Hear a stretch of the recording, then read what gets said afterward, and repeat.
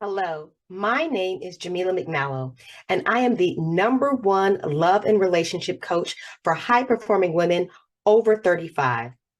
And I'm here to have a very powerful conversation with you today about how you can find true love after divorce. So the year was 2012, and I was laying in bed, the same bed that I had been sleeping in for years, but it was now in a new location. And as I laid there, staring up at the ceiling, looking around, seeing the boxes, I laid there. And as the tears streamed down my face, I remember praying to God, why am I here? I didn't do anything, and yet I'm here. See, that was the first night alone for me in my apartment after my ex-husband and I separated. Just a few months later, we were officially divorced. It was one of the most painful experiences I had been through up until that point. And let me tell you how I was able to come back from that heartache and find true love just 18 months after that divorce was final. Now,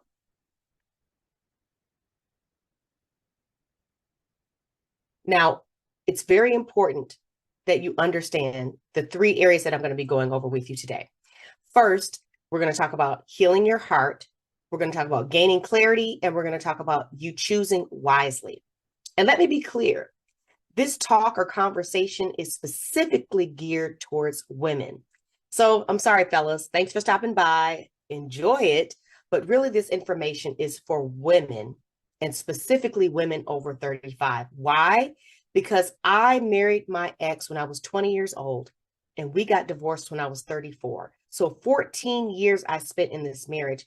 Thankfully, we didn't have any children, but I was in my mid-30s and totally like, okay, well, what do I do now? So once I had grieved that relationship, right? Because you have to do that. You have to grieve the life that you had. Once I grieved that, I finally came to realize that I did want to be in a new relationship. And so the first step that I focused on was the step that I'm going to share with you, which is healing your heart. Now, when you think about healing, that indicates that there is a wound there.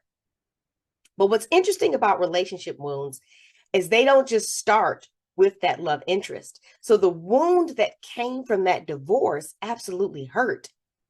But I was previously wounded, which is why I ended up in that relationship in the first place.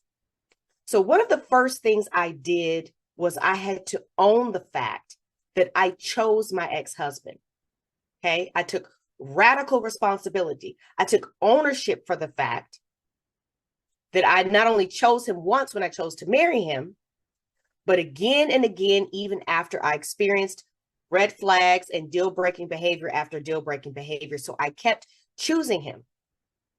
And so what I said to myself was not, oh, let me try to break down his psychology. No, I said, I chose him. So that means I need to figure out what it is about me that attracted me to him in the first place and made me stick with him.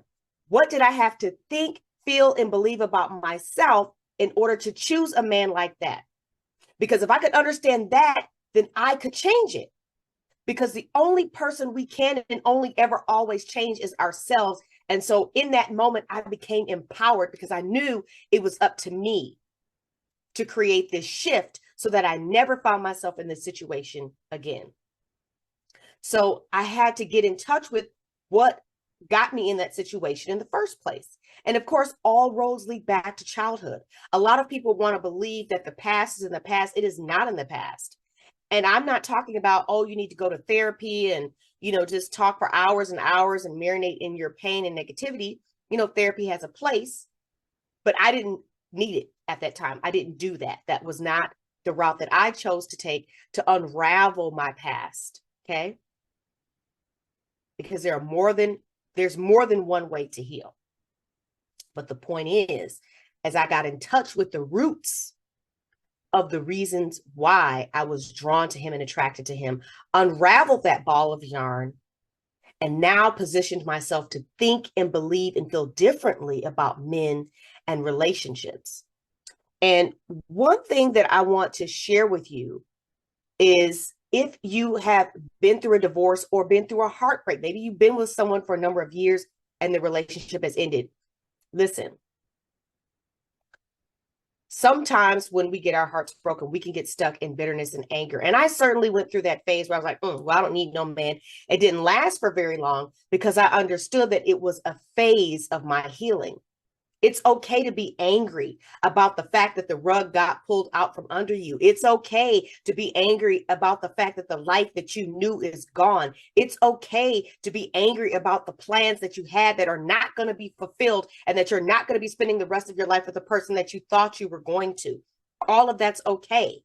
But remember, it is a phase of your healing. Sometimes some of us can get stuck in bitterness and anger, not recognizing that we're not done healing. No, you haven't learned a lesson. You've gotten stuck. You have to keep going, because whether or not you choose to be with another man, okay, to get married again, those are the types of women that I work, are women who want to be married again, okay? And I'm hoping that's why you're here, is because you want to understand how to find love after divorce. It's all in the title. But my point is no matter what you eventually choose, what you don't want to have is a negative viewpoint or connotation of marriage based on a bad experience, because it is not the arrangement of marriage that is the issue. It is the fact that you chose poorly, just like me. And so if you can own that and make that separation, then you're going to be able to move through your healing process, not get stuck in bitterness and anger, and get to the other side to where you can be open to receiving the love that you truly desire and deserve. I'm doing a free masterclass breaking all of this down. I'll share the details with you at the end of this conversation. Okay. So why don't we get into step 2? Because we talked about, okay, you have to heal. Got that. Next, you have to gain clarity. So I met my ex, of course, when I was very young. I didn't know what I wanted. I didn't even know who I was. That's the key. So a lot of times we think that step 1 to knowing what we want is we just simply focus on the man. We just make a wish list of stuff. Oh, I want to be tall, dark, and handsome, all this. Okay, no, we can put some things on a list, yes. But step 1 is you actually have to get to know you first, because you gain clarity about who you want to be with has nothing to do with your ex or exes, has nothing to do with them, and everything to do with you. So you, as you're going through that healing process and getting to know you and spending time alone, not jumping from one man to the next, from one emotional crutch to the next, because if you go from a divorce to another relationship, that man is an emotional crutch. You need time and space in between to focus on you and to be okay with being alone. Not in the sense of like, I'm throwing in the towel and I'm just going to do life alone, but no, in the sense of owning the fact that this is a stage that I'm in, that I need to focus on me without distraction. And I need to get used to being alone with me, because once I start loving me, once I start liking me, once I start treating me well, then I can now have the expectation that someone else is going to do that for me, but I've got to do it for me first. Okay? So step 1 of gaining clarity is you have to get to know yourself again, especially if you were married for a long time or got married young like me. You may not even be totally clear on who you are or what you like or any of what your real desires and callings and things are, because you were so wrapped up in trying to navigate this toxic relationship and dealing, no doubt, with emotional combat. And by that, I mean, you have to become someone different in order to survive that relationship. You can't really allow yourself to be soft or sweet. You got to have your guard up, always waiting for the next thing to happen or the shoe to drop. And that's not really who you are. One of the things I came to realize as I spent that time alone is I'm actually a pretty sweet person. I'm not always angry and on edge. See, when you are with someone with whom you are not compatible, when you choose poorly, you are with a person who's bringing out the worst in you. And who you are when you are at your worst is not who you really are. It's who you had to become in order to survive that relationship and to be in that relationship. But thank goodness it's over. And so now you get to hit the reset button and become who you truly are without all of that craziness. Okay. So now, as you get to know yourself, you need to get to know your needs, your desires, and who you are when you are at your absolute best. Because now you're in a position to be able to understand, okay, what are the traits, qualities, and characteristics that a man would have to possess for me to be around him and I be able to remain at my absolute best most of the time? So, for example, one for me was, I need a man who knows how to communicate, how to talk to me. That was important to me, that he knows how to listen and communicate effectively. Because when someone comes at you the wrong way, it can cause you to kind of, and yes, you're responsible for your reactions. I'm responsible for how I choose to react. Okay, sometimes we want to blame other people for why we act a fool. No, we chose to act a fool in response to their tomfoolery. Okay, we can choose to respond differently, but it's hard when we've never had a chance to do something different. If we grew up in a house where that's what we saw, then we're going to do that in our relationship until we wake up and we become conscious. And so when you go through a divorce and you are alone, now you have a chance to go back to the drawing board and to recognize these ways of being that are not healthy for a relationship. Because the truth is, you do want a happy, healthy relationship. And when I realized, after I got through my healing and I got through that anger, bitterness phase, I had to acknowledge that I did want to be married again. And I did want to be in a normal, healthy, happy relationship with a good man, but I had never seen that and I had never experienced it. And so I had to understand what that looked like. And a part of that was me understanding who I was when I was at my absolute best first, and what are the traits, qualities, and characteristics that a man would have to possess to allow me to be at my absolute best most of the time. So, like I mentioned, knowing how to talk to me. Is he honest? Does he have integrity? Is he responsible? It's not just about his height, weight, and job and the type of car that he drives. Those are superficial things. You need to understand that when a man meets the right woman for him, by your very presence, you are going to elevate him. I'm not talking about, excuse me, a man who is a project. I'm not talking about a man who's doing zero and you think you have to push him and motivate him. Not at all. This man is already responsible on his own, doing all the things. It's just that once he has the right woman, he is going to elevate. You are going to elevate him by your presence. Okay?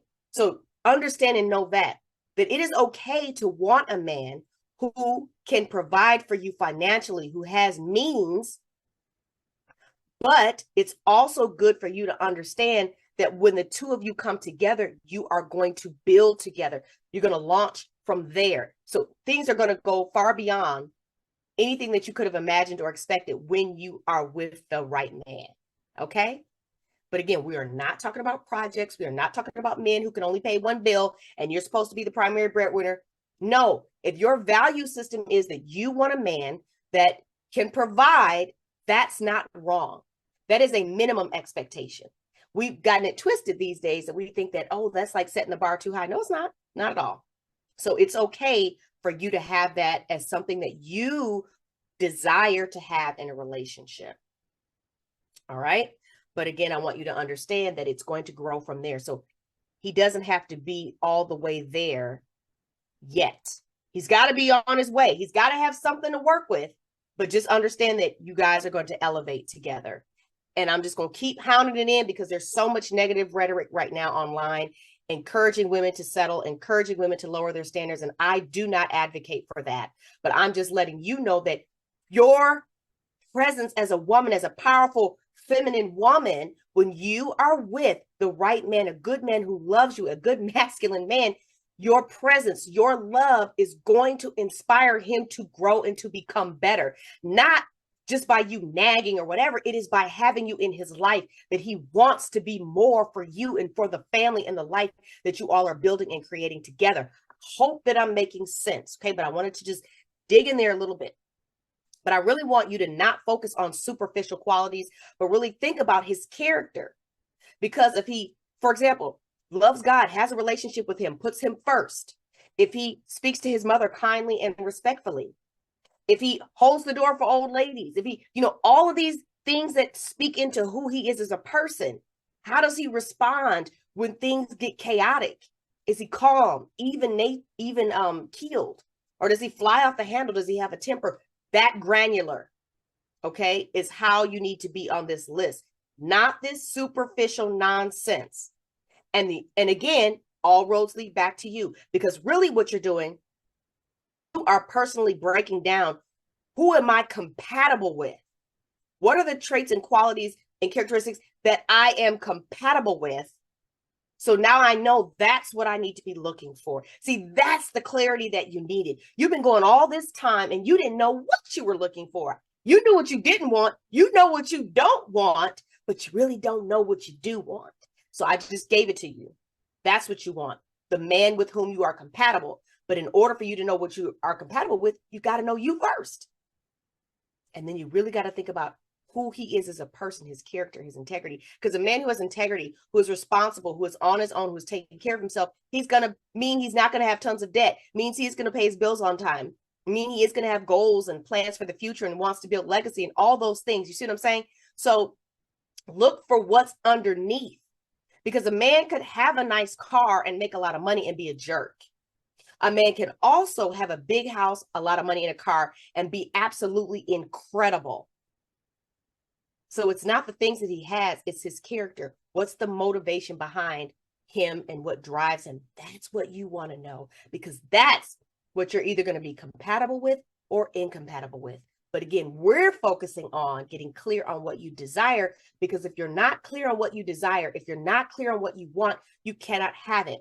I already know that you are successful in your career. You're successful as an entrepreneur. And so you know how to set your vision.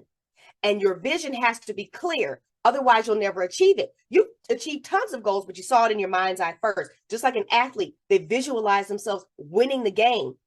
They visualize themselves making the shot again and again and again in their mind. And then when they're faced with that situation, they act it out exactly how they practiced it in their mind. So it is no different when it comes to finding love after divorce, finding that good relationship with a good man, having that healthy, happy, fulfilling relationship that you so deeply desire. You can't have it if you can't see it. So this is the clarity you need so you can have your vision and practice that and play that in your mind over and over. What does he talk like?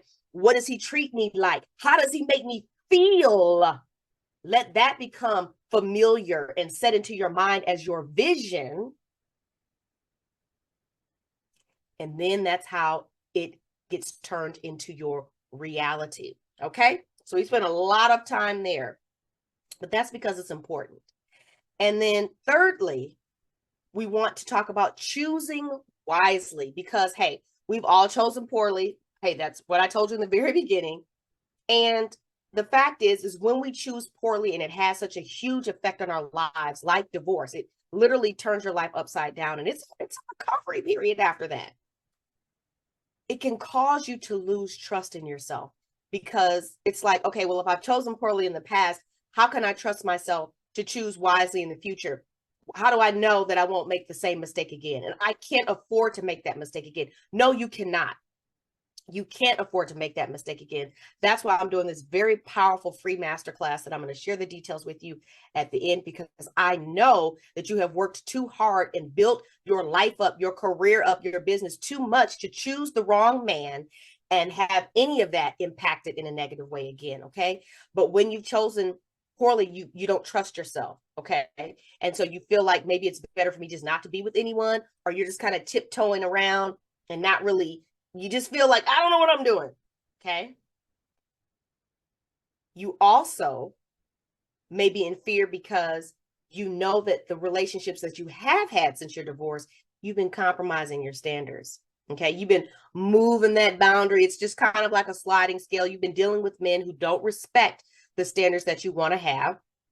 You may have even made some choices that you feel shameful or guilty about, or you regret, and that's okay. You have to forgive yourself. That's a part of your healing, is you have to forgive yourself, because if you don't forgive yourself, then you won't feel worthy of the good love that you desire and deserve. You deserve it simply because you live, breathe, and exist, not because you had to do anything other than wake up this morning. But you have to believe that, okay? So you got to forgive yourself for the choices that you made, even yesterday in men, okay? And in that textuationship and situationship, get rid of that stuff, okay? And here's the thing. I know that you may not be trusting yourself. I know that you may have compromised your standards in the past or be currently compromising your standards, but that's because you don't have any, because you didn't have the clarity like we talked about, excuse me, and you didn't heal enough to be able to trust yourself enough to be able to know who you really are, to be able to be clear on exactly what you want, and to be able to stand in certainty that the man exists who's going to meet the standards that you have. So you see how that all works together? That's why I want you to forgive yourself and let yourself go for whatever until you are now here in this moment getting this information that you needed. Okay, so now you can go forward successfully somewhat. But here's the thing. When you do your healing work, when you get clarity on exactly what it is that you want, then you are now empowered to choose wisely, because you're not the same woman. When you heal and transform, when you transform, you literally become a different version of yourself. You are now making choices and decisions from a happy, healed, and whole place, not from the place of I'm looking for someone to make me feel some kind of way about myself, or to fill a void, or to fill a hole, or to validate me. That's different. That's the previous energy that you may have been in. And you're right. If you're in that energy, you're not going to choose wisely ever. You will always choose poorly. But remember, we're going through these steps. So we're going to assume that you did do the healing work. You've done those things, because when you do that healing work, when you get clear on exactly what you want, like I said, then you're going to be empowered to trust yourself. You're going to be empowered to stand firmly in your standards, because you know they're not unreasonable or unrealistic. Okay. Because it's not about what anybody outside of you thinks or has an opinion on your love life or your standards. It is you, because you have to live it, not them. Okay. So that's why all roads lead back to you. But again, when you do all this work, then you're going to be empowered to make that wise decision, because you're now coming from a place of being happy, healed, and whole. And you're looking for a man that is going to add value to your life, not fill a void. Now, yes, it's true. There is a space there. You do desire a man, okay? But it's from the energy of wanting to increase your life. You want to share your life with someone, not that you need someone to make you feel good about who you are and all those things. He's not, your husband is not your therapist, okay? That's his purpose in life is not to try to fill up the bottomless pit of, feeling unlovable or feeling unworthy or any of those things. You are not going to show up to your next relationship with a U-Haul truck full of baggage and expect this new man to pay for the sins of the ex. We're not going to do that. Okay.